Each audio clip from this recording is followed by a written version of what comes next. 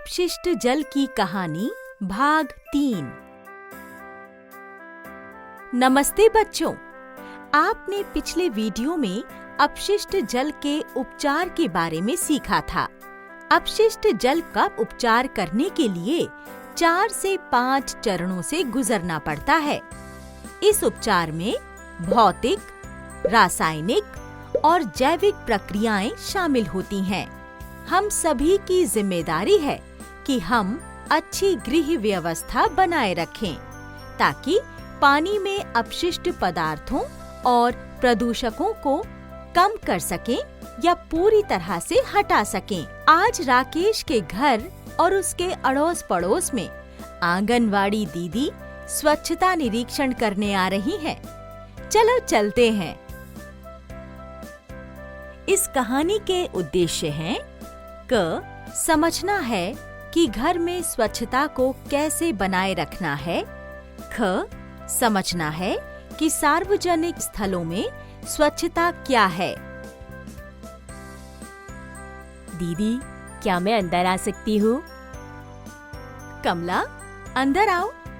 कैसे आना हुआ? दीदी, मैं घर घर का निरीक्षण कर रही हूँ। आजकल काफी बारिश हो रही है और जल जनित बीमारियां फैल रही हैं।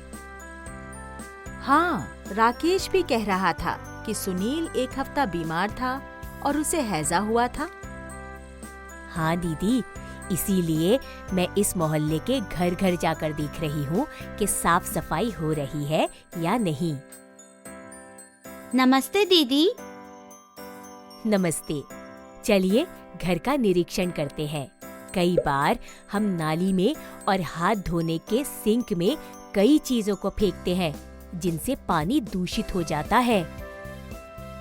हाँ दीदी, मास्टर जी ने कहा था कि हमें खाना पकाने के तेल और चिकनी चीजों को नाली में फेंकना नहीं चाहिए। हाँ, सही कहा। हमें तेल और चिकने पदार्थों को एक बोतल या बर्तन में इकट्ठा करके ठोस वस्तुओं के अवशेष के साथ फेंकना चाहिए। उसे कूड़ेदान में फेंकना चाहिए। यदि हम ऐसा नहीं करते तो तेल युक्त पदार्थों को जल से अलग करने में मुश्किल होती है। कमला, हम चाय पत्ती, सैनिटरी टॉवल, ठोस खाद्य पदार्थ इत्यादि को भी कूड़ेदान में ही फेंकते हैं। हमें पता है कि अगर रुई या सैनिटरी टॉवल को शौचालय में फेंक दिया जाएगा तो नाली के पानी के बहने में बाधा आएगी। आपने ठीक कहा। यदि नाली के पानी का बहाव रुक जाता है तो सीवर के पानी में ऑक्सीजन की मात्रा कम होने लगती है। अपघटन की प्राकृतिक प्रक्रिया के लिए ऑक्सीजन महत्वपूर्ण है। इस घर में सब ठीक है। मैं अभी लता के घर जाऊंगी। नमस्ते दीदी, अंदर आओ।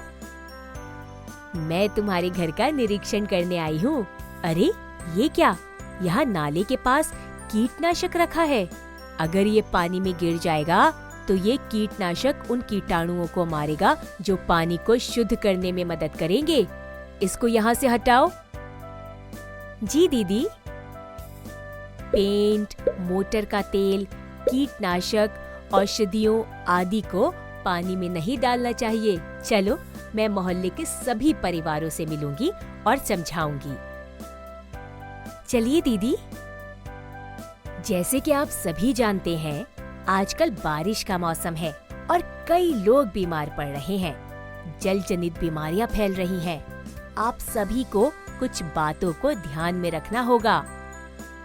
दीदी, मुझे पता है कि हमें खुले में और पानी के स्रोतों के पास शौच नहीं करना चाहिए। ऐसा करने से सतह का जल और भूजल भी दूषित हो सकता है और हमारे पेयजल के स्रोतों में मिल जाने से हम जल जनित बीमारियों के शिकार हो सकते हैं।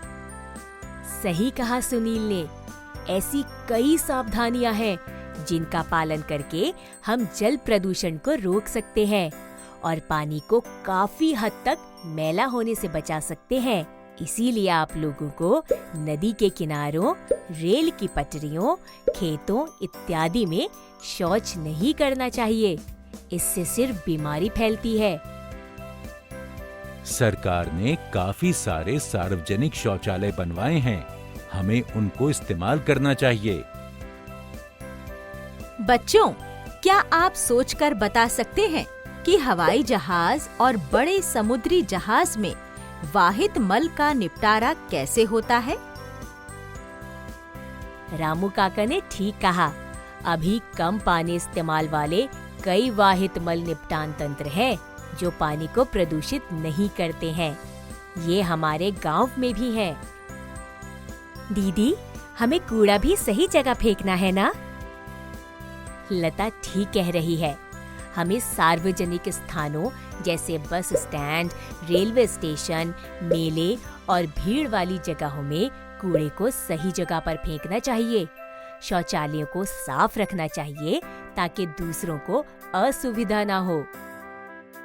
प्लास्टिक की बोतलों, पैकेट इत्यादि को सही जगह पर कूड़ेदान में फेंकना चाहिए, ना कि जल स्रोतों में। हाँ, जल को दूषित करना कानूनन अपराध है। हम सभी का ये कर्तव्य है कि वातावरण और पानी को साफ रखें। और मुझे उम्मीद है कि आप सभी सफाई का ध्यान रखेंगे। धन्यवाद।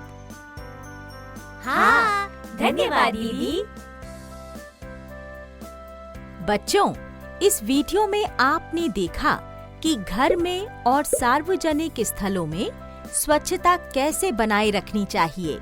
ये सभी की जिम्मेदारी है और सभी को स्वच्छता के नियमों का पालन करना चाहिए। हम सभी को एक कदम स्वच्छता की ओर बढ़ाना चाहिए। धन्यवाद।